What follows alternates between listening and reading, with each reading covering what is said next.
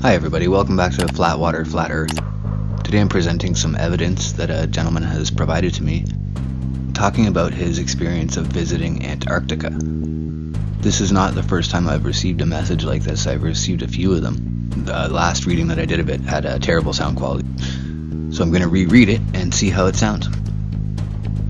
This gentleman is asking for assistance from material scientists in order to validate a sample that he has kept from his travels. I have seen the ice wall, from email redacted to Flat Water, Flat Earth. Hello, my name is David, and I am a witness to the ice wall. Since the unaltered facts described below could be used to ascertain my identity, I have changed certain details to protect against that danger. My background is a bit unusual. I graduated summa cum laude with degrees in economics and population studies, and later earned a Juris Doctorate from an Ivy League school. So what does one do with that kind of educational hodgepodge? I worked for a Fortune 500 company where I worked on, and later supervised, a team responsible for finding economically viable means to move product to and through some of the world's most remote and inhospitable locations. Some of the drops, as we called them, required creative solutions. Barriers to entry included everything like unreliable transportation channels and personnel, local warlords and pirates, local corruption and legal issues, adverse weather conditions, hazardous terrain, and basically every obstacle that you can imagine. In 2005, still relatively young, and almost 30, and having a taste for adventure, I applied for work at what was advertised to be a minimum 3-year assignment at an Antarctic research post. The job for which I applied was a human resources type job, and they were keen for someone with experience in the shipping industry. It wasn't a terrific fit for my experience and skill set, but it was close enough that I gave it a shot. I didn't hear anything back for 6 months after applying, and almost forgot about the application when I was contacted by someone who identified themselves as being from the US Department of Defense, and asked if I would be interested in consideration for something else. They told me that the work would still be in Antarctica, and that it would be a better match for my skill set. I was interested, so I sent them a packet of information they requested that was the size of a small phone book and submitted to a single-scope background investigation. I was eventually cleared, contracted, and told that I would be support for a team that is searching for microbes in hard-to-reach places. In 2006, I arrived in Springfield, Virginia for a pre-departure briefing. Entry required going through 4 checkpoints and a half-dozen pat-downs. There was a heavy military presence even inside the building, and I was escorted at all times. I can still remember the smell of the corridor as I walked down it at 07:30 to the briefing room. I entered the room where one other fellow was already seated at a large round table, a man named Mike. Mike was approximately my age. He had a MS in mechanical engineering, and his expertise was in bodysuit temperature regulation. If you needed to send someone into a sub-zero environment without them turning into an icicle, Mike was your guy. Other people started to come in and the seats eventually filled, 15 in all. 14 of us were male, and all of us approximately the same age. 10 of us were military or ex-military. Everyone's background was consistent with what you would expect from a team assembled for the purpose of performing a scientific exploration of Antarctica. I would later get to know all of these people well and consider many of them to be fine individuals. At 0800, everyone had helped themselves to the instant coffee left for us. A middle-aged gentleman, Tom, walked in and introduced himself as our project leader. Tom started by saying he had read each of our files and was so grateful for us taking this assignment.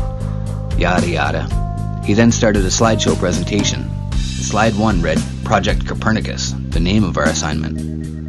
The slideshow illustrated some of the early days of the project. We were one of 6 teams working under a task force, ultimately under the authority of the National Geospatial Intelligence Agency. He then asked the questions, why does an Antarctic research mission require its personnel to have top secret clearance? Anyone? In what was probably the first indicator that I was the troublemaker of the group, I answered, it doesn't. Tom darted his eyes at me with a bit of surprise in his expression, as though it was crossing his mind that I already knew what was coming next. But he continued, why would the teams working on such an assignment be compartmentalized? Why would its members be chosen individually instead of corporately? What does Antarctic exploration have to do with the security of the United States? Nobody answered. These questions had all crossed our minds, and we expected to eventually get answers, but we didn't expect to get asked those very questions from the man under whom we would be working. The answer, he said with some pause for drama, is that we're not here to explore the Antarctica that you studied in grade school. More pause for drama. I'm sure he was enjoying it. We're here to explore the real Antarctica. Tom flipped to the next slide, a map of a flat Earth, and the words, the Earth is flat. I laughed.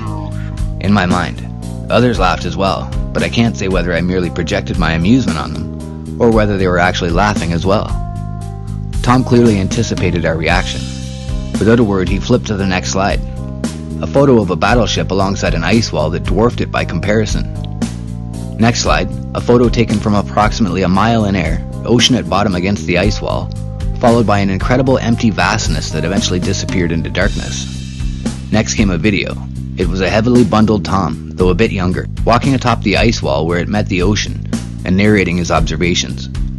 It appeared to be his first visit, later confirmed to be so, and he was expressing the surrealness of his experience.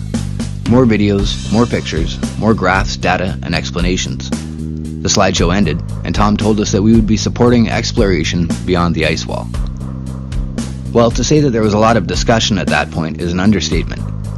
We didn't know if this was a joke or a test, if Tom was just a lunatic, or if we and everyone around us had truly been fooled all of our lives. I had been programmed, and this data did not work within the confines of that program. I had to see it for myself. 2 weeks later, I did. The team traveled by ship. The journey was incredibly long. The days kept getting colder. Eventually, we reached the wall. The first thing that struck me was that it was so irregular in height and shape. The illustrations and videos that Tom showed us seemed to illustrate a uniformity about it, but seeing it in person revealed that this wasn't the case. Some sections of the wall were sloped, while others were not. I would describe some areas to be 2 to 3 times the height of the Washington Monument, while others appeared to be much taller than that. On this particular visit, I did not leave the ship and therefore did not see things from atop the wall, but I can confirm that the wall is gigantic and appears almost infinite. This just scratches the surface of my experience and observations. While 99% of my work was performed from behind a desk, I saw things and learned things that would blow your socks off. The first question is whether the Earth is flat. It is. The second question is whether the world as we know it is surrounded by an ice wall. It is. The third question is what is beyond the ice wall. We have a tiny sliver of the answer to that question, and the little bit that we know is astounding. I've kept this to myself long enough. I'm tired of the lies. Mostly I'm tired of seeing the wrong people prosper because of those lies. I need help. I want to get this story out, and I need to do so safely. I'm not keen on being locked away for violating my security clearance. I expect to be vulnerable to harassment or harm by private individuals, foreign governments, and probably my own government as well. I'm writing this from a laptop that I purchased with cash 2 years ago and haven't used until earlier this week. I am in a parking lot outside a motel using their free Wi-Fi. I've gone over this message in my mind for years. I thought about posting to YouTube or sending it to media outlets, but I can't get myself into a situation where I've given up my freedom so that a total of 100 people can hear my story and disregard it. I am not a paranoid person, and I do not live my life in fear, but I don't believe in taking unnecessary risks. I knew that I might someday need or want sound evidence to back up my story. Photos can be fake, documents can be forged, witnesses can perjure. I'm not about to let myself be dismissed as a lunatic or a liar. So let me ask you, what would you do? I did something, and it doesn't involve photos. I have verifiable proof of my journey and where it led, but a premature disclosure or a release could undermine my ability to authenticate it. I hope to soon be in a position where I can disclose it. I don't enjoy being cryptic. As the operator of a YouTube channel, I am hoping that you could offer some suggestions for getting this story out. My goal is to use the audience to get attention, but also to find reputable and sympathetic chemists and material scientists with the knowledge and access to technology needed to perform a qualitative analysis of something acquired from beyond the ice wall. Please let me know if you can help. Thank you. David. End of message. So as I said earlier, other people have sent me messages similar to this before. When they did that, I didn't take the opportunity to record what they had sent me and keep it for posterity, so this time when this message came in, I thought that I had better keep a copy of it and share it with you guys.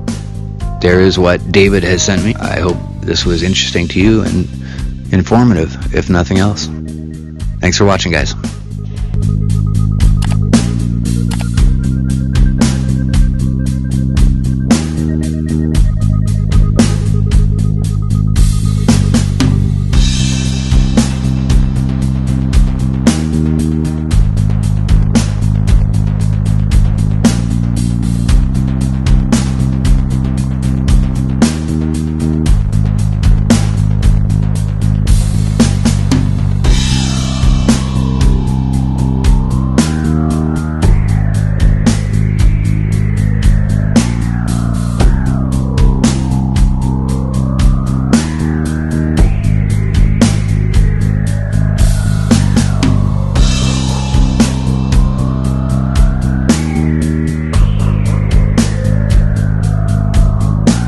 Flat Earth Sun and Moon Clock App, a dynamic new app to teach family and friends about where they actually live. The sky is a perfect clock. The sun measures the hours and days. The moon measures the weeks and months. The star constellations measure the seasons and years. 12/12 or 24-hour clock face, or go hands-free. The Flat Earth Sun, Moon, and Zodiac Clock App with new added features. World Time. See what time it is all around the flat Earth. A true Earth compass that shows true navigation across and around the flat Earth plane. Weather. Tap for detailed local weather information. Know what phase and where the moon is at all times. Watch the sun travel between the tropics for the seasons. Select an amazing background. Add your own or have the app change it to a new one automatically every time you use the app. Add a countdown to your next big date. Learn the truth about our world with the featured video of the day. Web button for additional flat Earth related features, from the mythical curve calculator all the way to Tartaria. While talking to friends, easily pull up pictures that expose the globe lie and shine light on the flat Earth truth. Video playlists in different languages. See the real trade winds circling the flat Earth, and clean screen features. Simply click off the items you don't wish to see. The Flat Earth Sun, Moon, and Zodiac Clock app is the best tool to show your friends and strangers how our flat Earth actually works.